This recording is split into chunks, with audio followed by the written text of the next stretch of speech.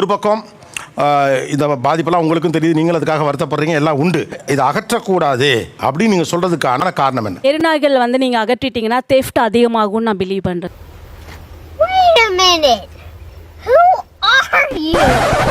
ஒரு பஞ்சாயத்தடா முடிச்சு பாரு, நமக்காக அம்பட்டு போலும் பிள்ளை குட்டியோட வெயில்ல காத்து கிடக்குறாங்களே. தமிழ்நாட்டுடைய சட்டம் ஒழுங்கின் வழியாக குற்றங்கள் தடுக்கப்பட்டிருக்கிறதா இல்ல இந்த திருநாய்கள் மூலமாக குற்றங்கள் தடுக்கப்பட்டிருக்கு? எல்லாரும் துண்டு தொட்டு சொல்ற 99 அதாவது எங்க ஏரியால ரீசெண்டா நடந்த ஒரு விஷயம் நடந்தது மேடம். அந்த ஏரியாவை நான் பார்க்கணும் மேடம். ஏன்னா உங்க ஏரியா எல்லாமே அப்படி இருக்கு. எதுக்கு நீ செத்தனாய் பல்ல காட்டுற மாதிரி சிரிக்கிற? என்னுடைய பார்க்கிங்ல நான் பார்க் பண்ணி வச்சப்போ எல்லாமே வண்டிக்கு கீழே தான் படுத்துக்கும். இது வரைக்கும் இந்த பாஸ்ட் 20 இயர்ஸா நான் வண்டி ஓட்டிட்டு இருக்கேன், ஒரு பிரச்சனை வந்தது கிடையாது. வெறும் 2 நாள் மாத்தி விட்ட காரணத்துக்காக அந்த இடத்துல கேட்டும் கிடையாது, டாகும் கிடையாது.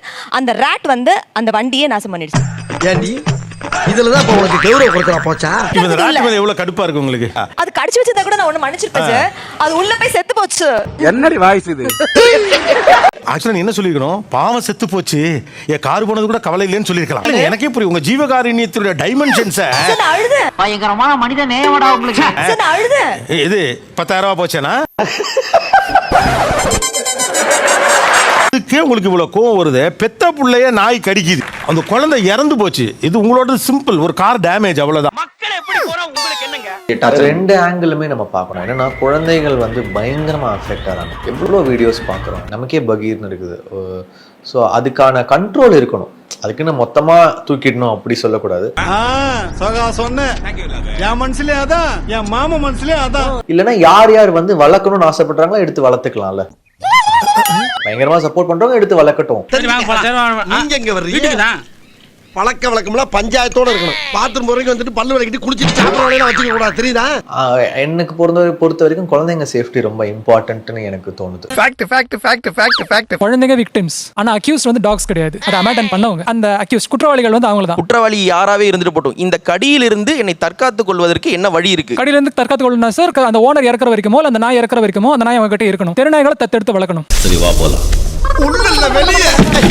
கடி வாங்கிட்டே இருக்க வேண்டியது இல்ல சார். கடி வாங்கிட்டு இருக்கணும்னு சொல்லல சார். நான் வந்து எப்படி சொல்றேன்னா வந்து 50 நாய் இருக்க வேண்டிய இடத்துல 5 நாய் தான் இருக்கணுங்கிறது வந்து டாக் ஹேட்டர்ஸை விட என்ன மாதிரி ஆளுங்களுக்கு தான் வந்து ரொம்ப முக்கியமாப்படுது. சிரிப்பு தான் உங்களை பார்த்தா வருது. உங்களை பேசினாலே சிரிப்பு வருது, கோவம் பார்த்தாலே ஜோக்கர்.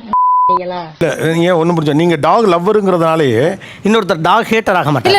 இல்ல அது ரொம்ப கவனமா நம்ம அந்த வார்த்தையை நீங்க பிரயோகிக்கல, கான்ஷியஸா இருக்கணும். அவன் பாதிக்கப்பட்டிருப்பான், அவ்வளவுதான். எப்ப பார்த்தாலும் நான் ரோக்கியம் வண்டவன் எல்லாம் திருச்சியில பார்த்தோம். அடல்ட் என்னால ஓடிட முடியும், புடவை கட்டின லேடிஸால ஓட முடியாது. சுடிதார போட்ட பொண்ணு ஓடும். ஒரு ஒர்க்கர் அந்த இடத்துக்கு வந்து கிளீனிங் பண்ண வர்றவங்களாகட்டும், அவங்கள ஒரு ஆயாமாவை துரத்துது, ஒரு வயசானவங்களாகட்டும், ஒரு குழந்தையாகட்டும், அப்ப அவங்க என்ன பண்ணுவாங்க? நீ கேட்டது கரெக்டான கேள்வி. இந்த பெண்ணை வந்து துரத்துற நாய் கடிக்குது, அந்த நாய் வந்து அன்கான்ஷியஸா இருந்து ஒரு வெறி பிடிச்ச நாய் கடிக்குதுன்னா அதுக்கு முன்னாடி அதை வந்து யார் வந்து இல் ட்ரீட் பண்ணா? இல் ட்ரீட் பண்ணிருக்காங்கல்ல சார். என்னடா முட்டாத்தனமா பேசிக்கிட்டு இருக்க முட்டா பயல? என்னன்னா நீங்க எல்லாம் அதுக்கு முன்னால நடந்ததே பேசிட்டு இருக்கீங்க. இப்போ உங்க அம்மா அந்த இடத்துல வைப்போம். இப்போ அவங்க என்ன செய்யணும்னு கேக்குறாங்க. எனக்கு கடிக்கணும்ன்ற நம்பிக்கை இல்ல சார். உங்களுக்கு நம்பிக்கை இல்லாம இருக்கலாம் தம்பி. 5 நாய் சுத்து போட்டுருச்சு. எங்க அம்மா என்ன சொன்னது, எங்க அம்மா தான் சார் முடிவு பண்ணுவாங்க அந்த நேரத்துல. மோத்தா உன்னை பெத்தாளா இல்ல யானை கக்குச்சாடா? அப்ப எனக்கு ஆபத்துனா நான் தானே முடிவு பண்ணணும். ஆமா, எனக்கு ஆபத்துனா எனக்காக நீங்க முடிவு பண்றீங்க.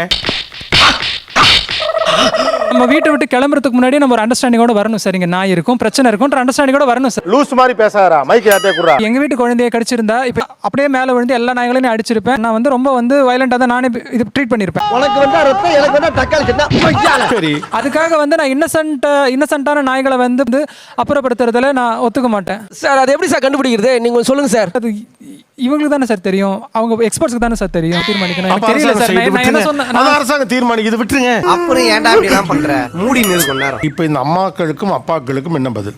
இது வந்து irresponsible பெட் ஓனர் தான் சார் ஃபுல்லா. நான் அவரை தூக்கி உள்ள வச்சிடலாமா? அடிச்சாரு அதிகப்படுத்துறீங்களா? ஊர் வர வரைக்கும் வரல எடுக்க கூடாது ராஸ்கல். மாதிரி நம்ம எமோஷனலாவே நம்ம டீல் பண்ணுவோம். இது வந்து நீங்களும் வந்துட்டு ஒரு டாபிக்ல இருந்து இன்னொரு டாபிக்கு அவங்களே வந்து டிஸ்ட்ராக்ட் பண்றாங்க. ஆட தெரியாத சிலுக்கு கால்ல சுளுக்குஞ்சா. உங்க குடும்பத்துல உங்களுக்கு யாரோ ஒருத்தர் நடந்துந்தா இது தெரியும், இந்த வழி தெரியும். ஒரு நாய் கச்சா போறாங்க, சுத்தி 4 நாய் 10 நாய் கச்சா உங்களுக்கு ஓகே? உங்களுக்கு மேடம், சாயங்காலம் 6 மணிக்கு ரோட்டுக்கு வரீங்களா?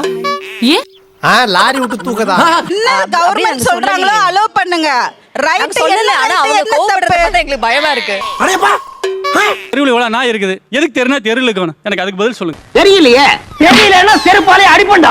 ஆனா அதை பண்ற அணுகுமுறை அறிவியல் பூர்வமாவும் அறம் சார்ந்ததா. அதுதான் என்னன்னு சொல்லுங்க. கடைசி வரைக்கும் அந்த ரகசியத்தை சொல்ல மாட்டீங்க. கேட்ட கேள்விக்கு நீ பதிலே சொல்லியா? இப்போ நீங்க வந்து அது கருத்தர எல்லாம் பண்ணீங்கன்னா 5 வருஷம் கழித்து ரிஃப்ளெக்ட் ஆகும். இப்போ கடிபட்டுட்டு இருக்கிறோம், இன்னைக்கு ஒரு குழந்தை கடிக்கிறோம், நாளைக்கு ஒரு குழந்தை கடிக்குதாங்க. ஒத்துக்கிட மனசு இல்லனாலும் அதான் நேசம். நான் உங்க கூட பேச வேண்டிய அவசியம் எனக்கு கிடையாது சார். நான் அரசு கிட்ட தான் பேசுவேன் சார். என் ரெப்ரசன்டேட்டிவ் யாரு? அரசு தானே. இன்ஃப்ளூயன்ஸ் பர்சனா இருந்தங்காட்டி அரசு உங்களுக்கு கண்டு பயப்படுது. ஓ அதனால நாங்களே வாய் அரசு பயப்படுது சார். சொல்றபடி எல்லாத்தையும் கேட்றோம்.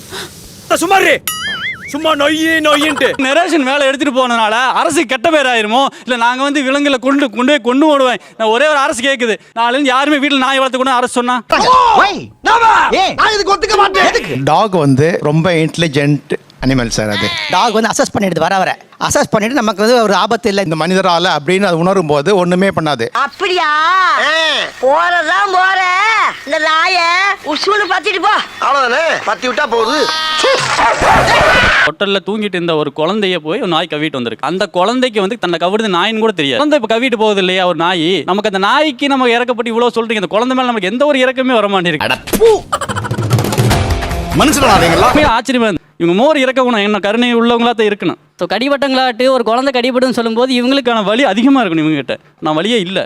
எனக்கு அது உண்மையிலே எனக்கு பெயினா இருக்கு. ஒரு காக்கா குருவி இருக்கிற உணர்வு கூட இங்க இருக்கிற சக மனிதனுக்கு இல்ல. தெருநாய்களை ஆதரிக்கிற கும்பல்கள் எல்லாமே ஏன் அக்ரஹாரத்துல இருந்து கும்பலாக இருக்கிறது அப்படின்னா வேற ஒண்ணும் கிடையாது. மனிதனத்துல ஒரு ஸ்லோகம் சொல்லியிருக்கானுங்க.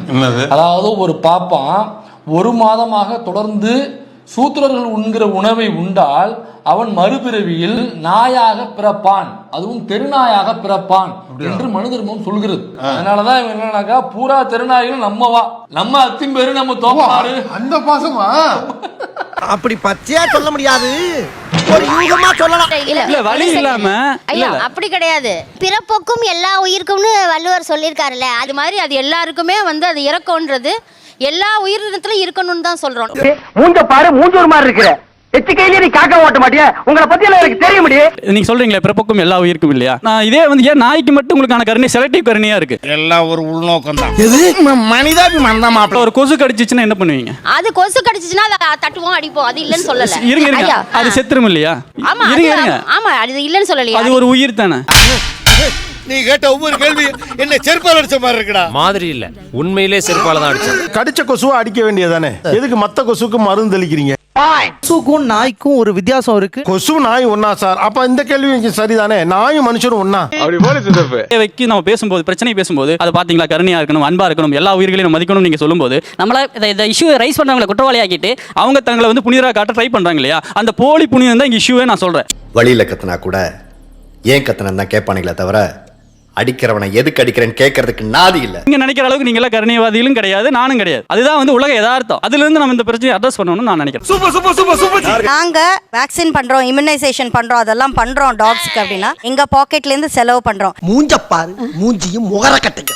இந்த மூஞ்சில முடிச்சா பொடிக்கு போயில சிக்குமா? பியாண்ட் ஆர் லிமிட் போகும்போது பியாண்ட் யுவர் லிமிட்ல யாரால இதை செய்ய முடியும்? அது கவர்மெண்ட் தான் பண்ணணும். அப்ப கவர்மெண்ட் அதை செய்யறேன்னு சொல்லுது. நாங்க அக்செப்ட் பண்ணிக்கிறோம். நாய் வண்டி பிடிச்சிட்டுலாம் போச்சுல, அப்ப அதை தடுத்ததும் அதற்கு எதிராக நின்னது யார்? நாங்க தான். அசிங்கமா கேட்டோடி பித்தல மாத்தி சிரிக்கி அடிங்க ஆம்பள தொண்டை. நீங்க தடுத்ததுனால 10 வருஷத்துல என்ன ஆயிருக்கு? இப்ப இன்க்ரீஸ் ஆயிருக்கு. இப்ப என்ன செய்யலாம்? வந்து இப்ப நான் என்ன உங்கள்கிட்ட சொல்றது? அந்த துப்புரவு தொழிலாக ரொம்ப கஷ்டப்படுறாங்க. மார்னிங் கிளீனிங் போறாங்க, என்கிட்ட வந்து அழுறாங்க, மேடம் நாங்க எவ்வளவுதான் மேடம் கிளீன் பண்றதுன்னு சொல்லிட்டு. இவ்வளவு பேரை பத்தி கவலைப்பட்டீங்க. பேரலா குப்பை எள்ளக்கூடிய தொழிலாளிகள் இருக்காங்கல்ல, அவங்க எல்லாம் இத வந்து ஹேண்டில் பண்ண முடியாம கஷ்டப்படுறாங்கல்ல, அதெல்லாம் சேர்த்து தானே இந்த பேக்கேஜுக்குள்ள பார்க்கணும். உண்மை. அவேர்னஸ் ப்ரோக்ராம் வழியா ப்ராசஸ்லாம் நடக்க எவ்வளவு காலம் ஆகும்னு நினைக்கிறீங்க? 2 years. 2 வருஷத்துக்குள்ள இந்த எண்ணிக்கை என்ன கூடிருமே? ஸ்கூலுக்கு போற பிள்ளைங்க கடிக்கிறது. உங்க குழந்தைகள் பாதிக்கப்பட்டதற்கு நாங்க நிஜமாவே வருத்தப்படுறோம். காரி மூஞ்சில துப்புட்டுள்ள கூண்டு போய். உங்க ஏரியா நாயெல்லாம் உங்க நாய் தானே, அது யாரையாவது கடிச்சா நீங்க பொறுப்படுத்துப்பீங்களா? கணிப்பா முடியாது. பேஸ்மா பேஸ். அந்த பொறுப்பை யார் ஏத்துக்குவா? அது கவர்மெண்ட் தான். அவ்வளவுதான். அதுக்கு என்னமோ கலெக்டர் பேத்தி மாதிரி கையில் ஒரு பேக், ஒரு கொடை, கொடைக்குள்ள ஒரு மண்டை, மண்டை மேல ஒரு கொண்டை, கொண்டை மேல கொஞ்சம் பூவு, காதுல ஒரு தொங்கட்டா. இனிமே இந்த கொண்டை மண்டையோட தெருப்பக்கம் வா, உன்னை பினாயில் ஊத்தி கொளுத்தி விட்டுறேன். ஸ்டார்ட் பண்ணு.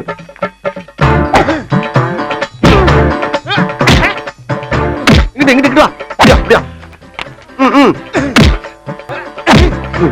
படைக்கலடி படைக்கல. மண்டையில மட்டும் அடிச்சிடாத குலக்கேசல் உள்ள போயிருவேன் சரியா உங்க வீட்டு பிள்ளையா நினைச்சு எல்லாரும் என்னை மன்னிச்சிருக்க